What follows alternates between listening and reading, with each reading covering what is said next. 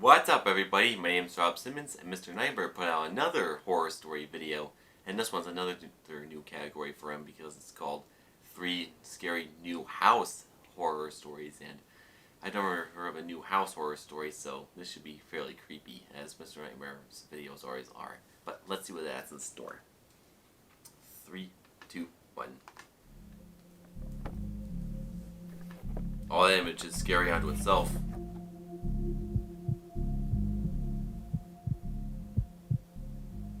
I bought my first house that I currently still live in 2 years ago.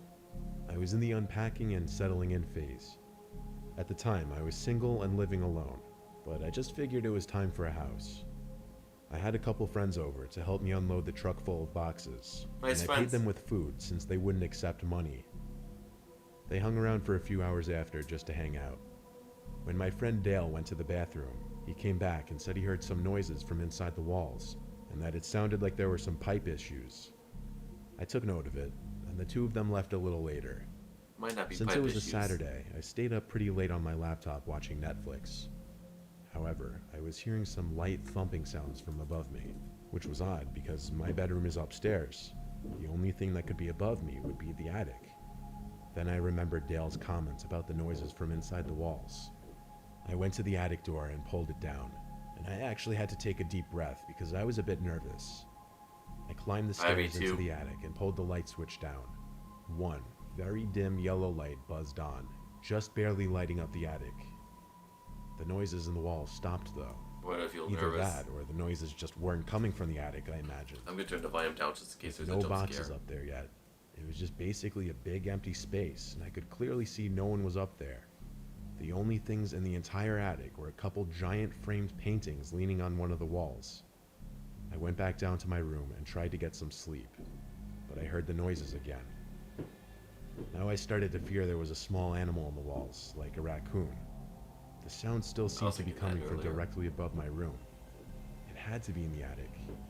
So once more, I went up into the attic and looked to where I thought would be directly above my bedroom. The thing is, the attic didn't seem to extend the entire length of the house, so there's a wall covering where the section above my room should be. I walked over to the wall just to listen for potential noises, and I did hear noises from the other side of this wall. Then I looked at the two paintings leaning on the wall, how they were slightly angled. My heart started to race. I walked to the paintings and slightly angled one upwards off the wall, revealing a Scared. big hole in the wall. I knew It it. took a few seconds for the reality to sink in.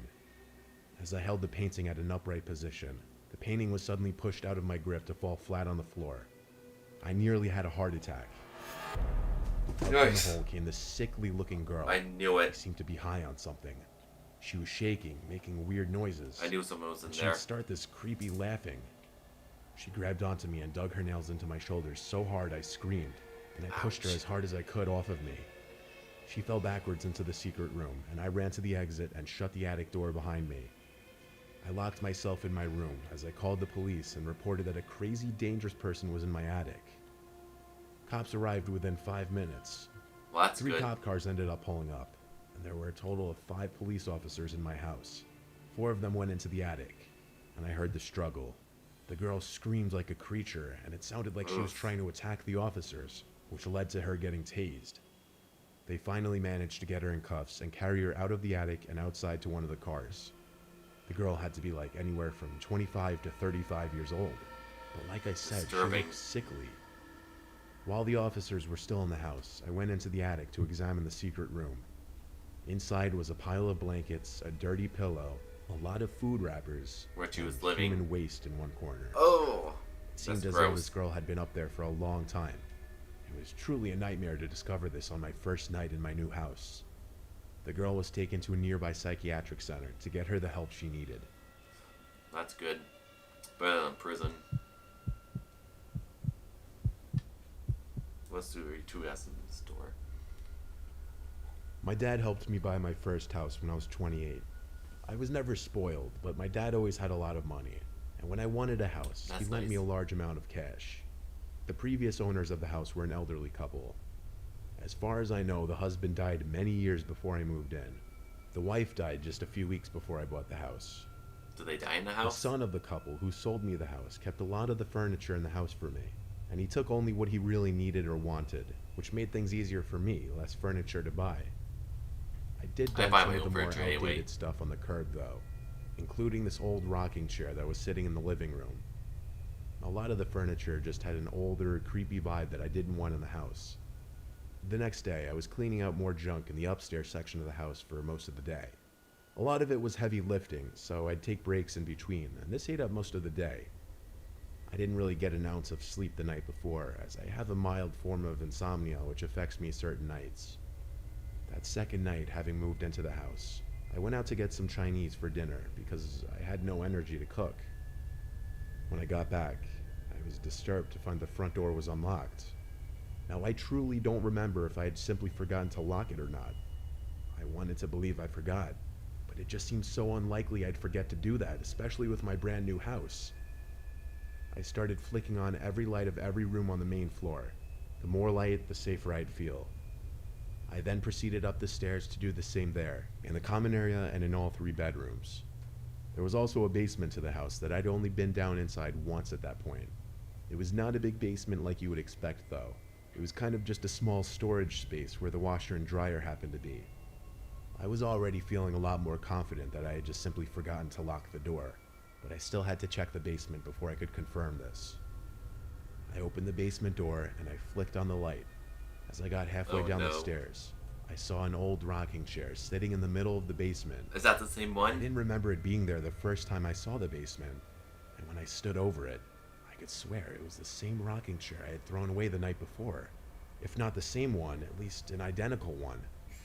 I looked around the basement though, and there wasn't anyone down there, so I did calm down just a bit. I headed back upstairs to eat my Chinese food. I remember leaving the basement door cracked open though, which sat right next to the kitchen, and I started hearing rickety, creaking sounds from downstairs. Is this something I ran to the supernatural? basement door and I tried to turn on the light, but it wouldn't turn on this time. All I could What? think was, what the hell was that noise? I went to the kitchen to grab my flashlight from under the sink, and I went a quarter of the way down the stairs with the flashlight beaming down to the bottom, and I saw the rocking chair moving, and someone was sitting in it. It was an old woman with gray, curly hair, glasses, and she was dressed in a pink nightgown. Her head slowly boy. turned to be looking up at me. I gasped and left the basement, closing the door this time. I don't know what I was immediately thinking at that point. All I knew was I had to call the police. But when they came, they searched the whole basement with me, and we didn't find anyone. What? There were also no hidden compartments or exits down there where she could have escaped through. At a certain point, the cops started looking at me like I was crazy, I knew it, and pretty soon they left. I had the contact details of the son of the couple who owned the house before me, so I called him up around 8 or 9 p.m. and described the lady to the best of my ability. He sounded shook and started to cry over the phone, and said I just perfectly described his mother and her favorite nightgown. I knew it. He said he'd be right over. He got to the house within the hour, and we went downstairs together.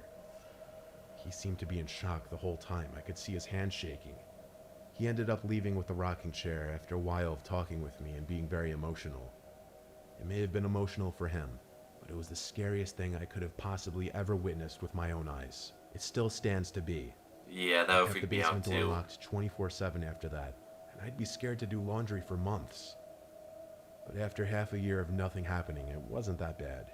I only lived in that house a year and a half, though. Yeah, I knew it. I knew it was going to be a supernatural horror story.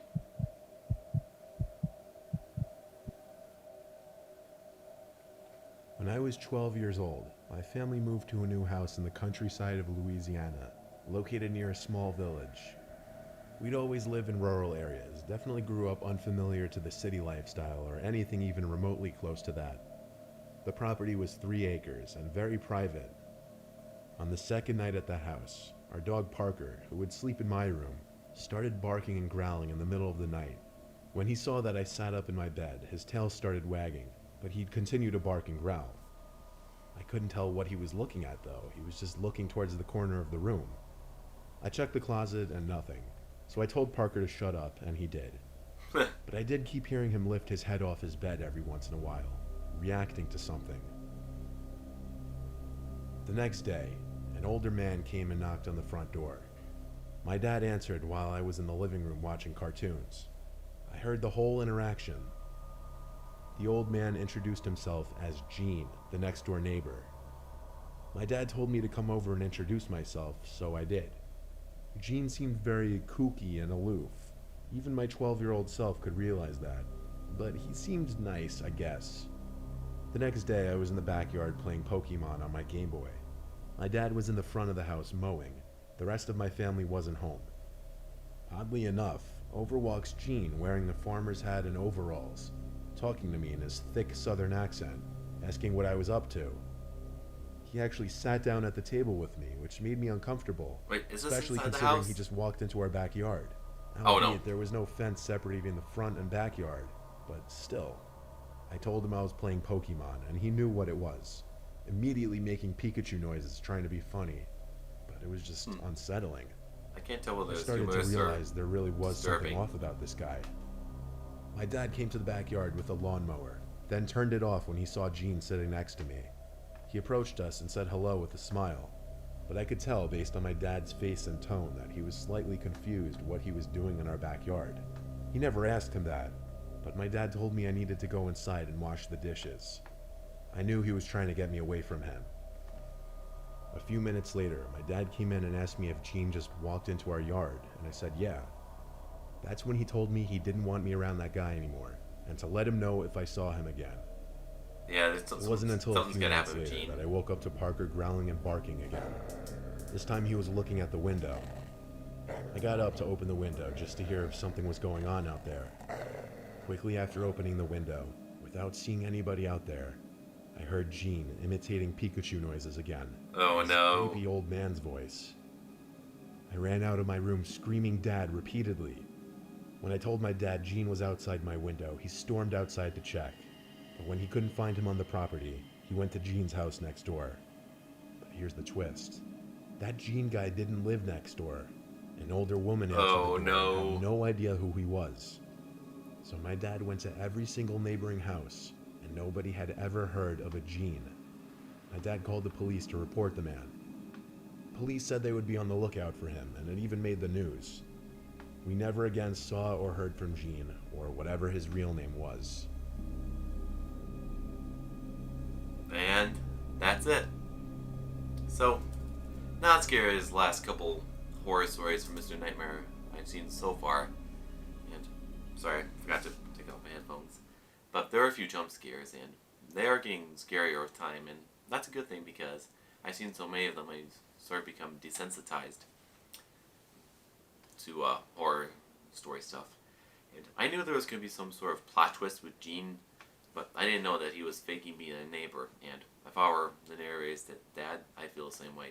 With story 2, I kind of knew that was going to be a supernatural horror story, and with story 1, I figured there would be an insane person or animal up in the attic, or in the hidden area in the attic, and so it was kind of predictable, not in the bad way. But let me know in the comments what you thought of this video, what your favorite story was from it. Thank you for watching.